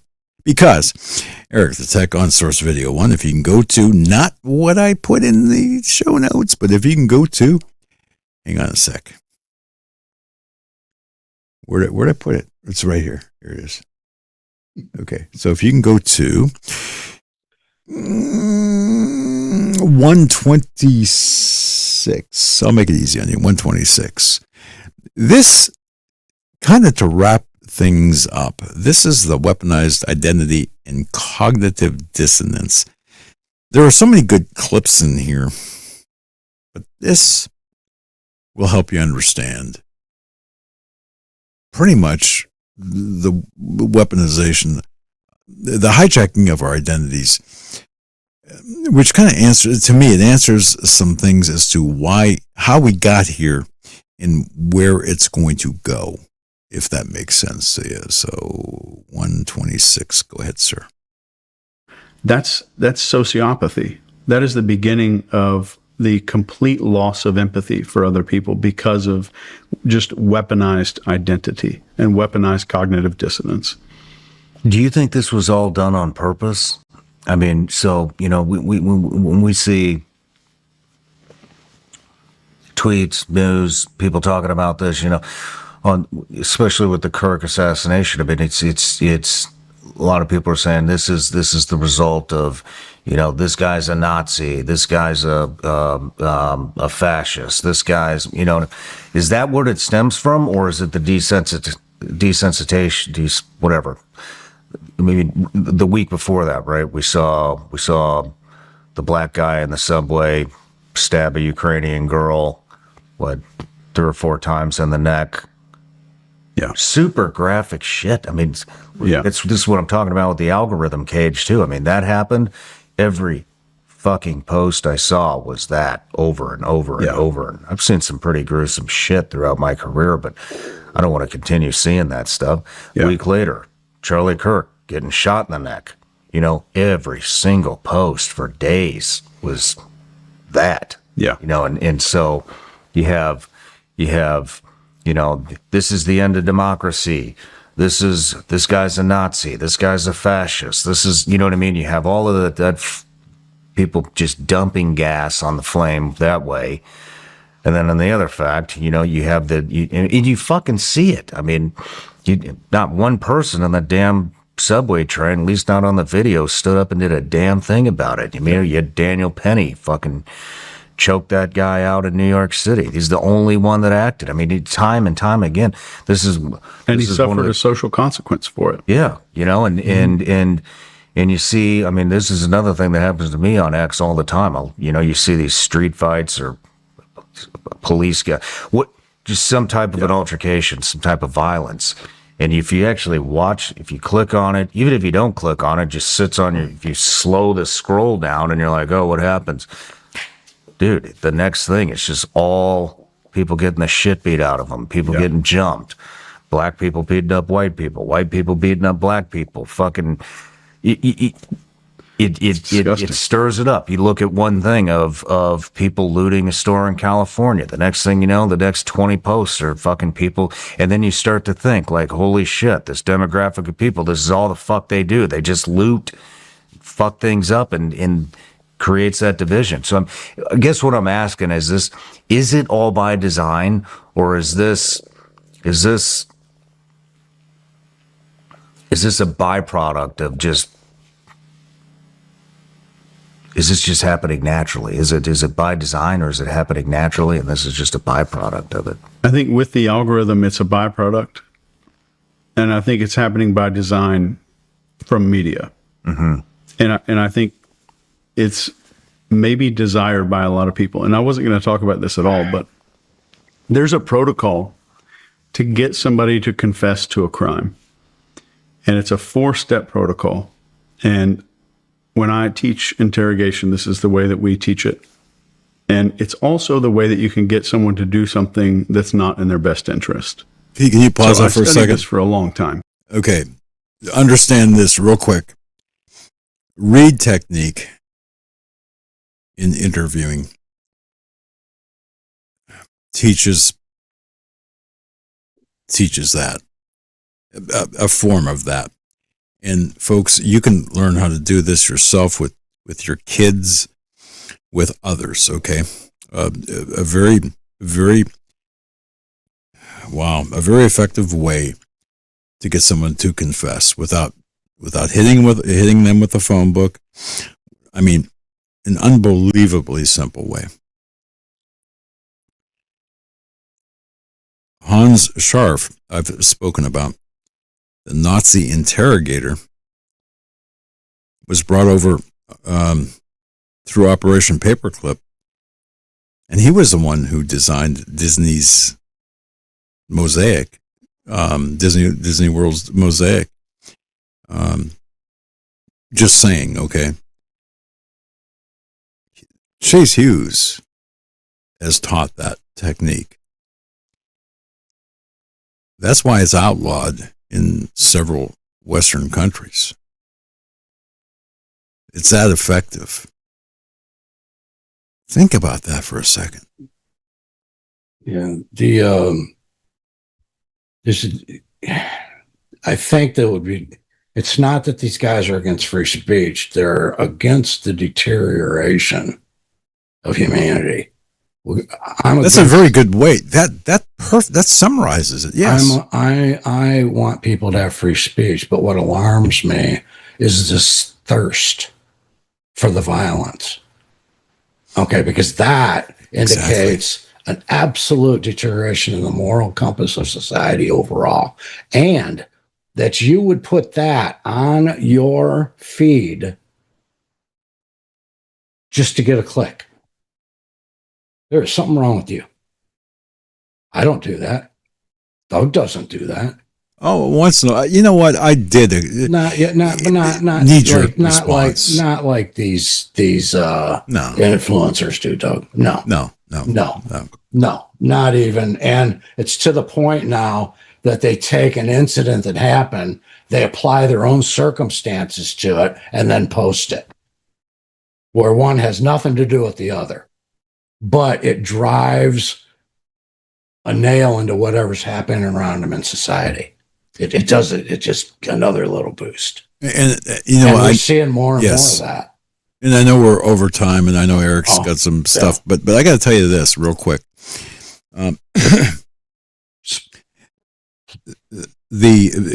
Folks, that was really a kind of a gripping stopping point that hopefully will cause you to go watch that interview. And I thank them for allowing us to look at that. But the driver, I guess I could have cut that question down, Sean Ryan's question down.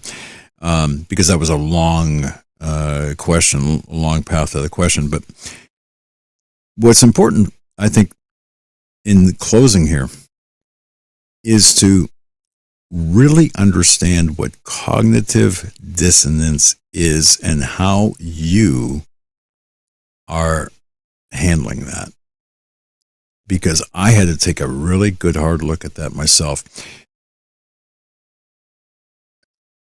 Man,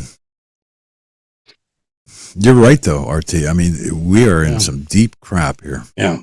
And we had to examine that all the time back when we were doing the counterterrorism stuff, what we would post publicly, because some of it was really gruesome stuff. But we didn't do it for clicks. We did it so Americans understood what Islam was all about. That's why we did it. You know, and I remember Bob Barr yelling at me. I remember Neil Cavuto just putting me up against a wall, basically. I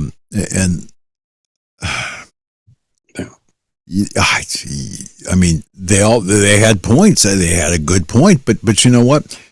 That's what happens when the government, the people in charge, refuse to tell or show what's really going on. They take it upon themselves to be the gatekeepers of everything, and they don't like it when you sneak out the gate. And right before we leave, folks, listen, this platform needs your support. Okay? Let's keep that in mind. There's a PayPal link here on the site. Please do that. My link, Doug can put that in the show notes if he wants to. It's already there. All right? I appreciate it. I love you people. But this program needs your help. We're just getting into this fight. You want to watch the news? There's a bunch of people out there doing the headlines. Our shows are different. And you know what? I feel invigorated because I have received some of the most encouraging notes in the mail. Renee gave me a tray of mail of notes and letters, and I read. I think I have maybe 10 left from all over the country, all over the world. And thank you for, number one, for your support. Number two, thank you for the kind words. But thank you especially for understanding how important this fight is. And thank you for believing in us that we're up to the task. Right on. And RT, just real quick, Randy Taylor, obviously, he's got some issues in terms of health issues that bankrupt him, basically. Yeah. His link will be, which is separate from ours. It's going to be, it's there. Hagmann PI, as well as all of the. And thank you, folks. God bless you. All right, folks. I hope. This was a little bit of a different show tonight in terms of. I pray that we did our job today. God put this on our hearts. There's a reason for it. We're not looking for a different audience. We're doing this for a reason. God has placed this as a burden upon our hearts to our brethren, and we're doing it for you. Perfect words in closing. God bless everyone. Thank you so very much for tuning in. And you know what? Hype the program up to other platforms or other people. Please. Send them our way. Their lives are important too. Yeah. Their souls are important. Amen. Good night, everyone. God bless you.